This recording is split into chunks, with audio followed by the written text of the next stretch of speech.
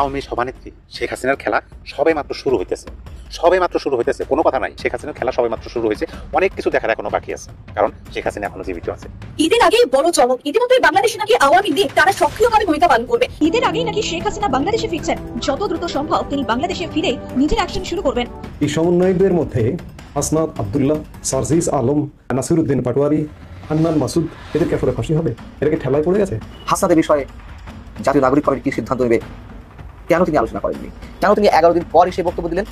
হাসনাত আব্দুল্লাহকে জবাবদিহিতার আওতায় আনা উচিত এখনই, অ্যাট ওয়ান্স, আমি মনে করি। প্রিয় দর্শক, এইমাত্র পাওয়া সর্বশেষ গরম বাংলা সংবাদ। এবার প্রকাশ্যে একই বলছেন সাধারণ জনগণ, আমলিগকে কেউ নির্বাচনে নিষিদ্ধ করতে পারবে না।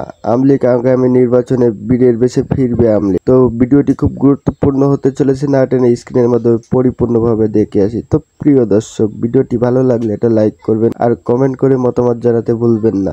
দলের জায়গায় থাকবে, কারণ এখানে নিষিদ্ধ কেন হবে? সে তো একটা হচ্ছে দল, ভুল করেছে কে, তার বিপরীতে কেউ দাঁড়াতে পারবে, কিন্তু দল কখনো নিষিদ্ধ হয় না। যদি জনগণ চাই তাহলে হচ্ছে আওয়ামী লীগ আসবে, সব দলই নির্বাচনে ইলেকশনে দাঁড়াক, আমরা সেটা চাই। দল কোনো নিষিদ্ধ হবে না, সেটাই আমরা মন থেকে চাই। বরঞ্চ এখন চুরি ডাকাতি, আশিয়ার মতো নির্যাতিত নারী হচ্ছে, সে সময় কম ছিল। আমাদের স্থায়ী সরকার না থাকায় আমাদের অনেক সমস্যার সম্মুখীন হতে হচ্ছে। কোনো দল যেন না বাদ যায়, সকলে আবার নতুন করে দেখতে চায় জনগণ কাকে চাচ্ছে। এরকম তো হতে থাকলে বাংলাদেশ এক সময় আর বাংলাদেশ থাকবে না। স্বাধীনতা কিভাবে হচ্ছে আমি বুঝলাম। স্বাধীন মানে কি, যে এটা তো স্বাধীন হলো, বৈষম্য এখনো দূর হয়নি। তারপর আসিয়ার মতো ছোট শিশুরা হচ্ছে নির্যাতিত হতো না, দেশটা এখনো স্বাধীন হয়। দুর্নীতি না থাকলে আমি মনে করি যে দেশটা হচ্ছে প্রকৃত স্বাধীনতা অর্জন করতে পারে। বর্তমান অন্তর্বর্তীকালীন সরকারের শাসন ব্যবস্থায় জীবন ব্যবস্থা আপনার কেমন কাটছে?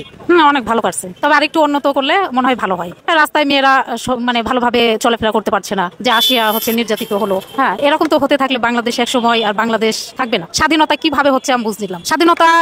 স্বাধীন মানে কি, সকলে ভালোভাবে চলাফেরা করবে, সেখানে কোনো নির্যাতিত হবে না মেয়েরা, কিন্তু হচ্ছে এটা তো স্বাধীন হলো। স্বাধীনতা বলতে আমরা বুঝি একে অপরে আমরা নিজের সুবিধাগুলো অসুবিধাগুলো একে অপরের মাঝে হচ্ছে। আসলে কি আপনি ছাত্রী হিসেবে মনে হয় যে বাংলাদেশে কোন অংশে বৈষম্যটা দূর হয়েছে? না, আমি মনে করছি না, কারণ হচ্ছে বৈষম্য এখনো দূর হয়নি। দূর যদি হতো তাহলে মেয়েরা আজকে নির্যাতিত হতো না, বাসের নির্যাতিত হতো না, তারপর আসিয়ার মতো ছোট শিশুরা হচ্ছে নির্যাতিত হতো না, দেশটা এখনো স্বাধীন হয় আমি মনে করি। আগে হচ্ছে যারা দুর্নীতি করছে তাদেরকে মুখোশের আড়াল থেকে নিয়ে আসা উচিত, আর দুর্নীতি না থাকলে আমি মনে করি যে দেশটা হচ্ছে প্রকৃত স্বাধীনতা অর্জন করতে পারে, আমি এটা মনে করি। আগামী নির্বাচনটা আপনি সচেতন একজন ভোটার হিসেবে কেমন চাইছেন? আমি চাচ্ছি নিরপেক্ষ একটা ভোট, যেখানে হচ্ছে জনগণ যাকে পছন্দ করবে সেই নির্বাচনে নির্বাচিত হয়ে রাষ্ট্র পরিচালনা করবে, সেটাই চাচ্ছি। ছাত্রলীগের মতো কি আওয়ামী লীগ নিষিদ্ধ হয়ে যাকে আপনি চান? আমি এটা মনে করি যে দলের জায়গায় থাকবে, কারণ এখানে নিষিদ্ধ কেন হবে? সে তো একটা হচ্ছে দল, ভুল করেছে কে, যাই ভুল করেছে হয়তো বা তার বিপরীতে কেউ দাঁড়াতে পারবে, কিন্তু দল কখনো নিষিদ্ধ হয় না, আমি এটা মনে করি। নির্বাচনে কি আওয়ামী লীগ আসুক এটা আপনি চান? আমি চাই যে যেখানে যে দল করছে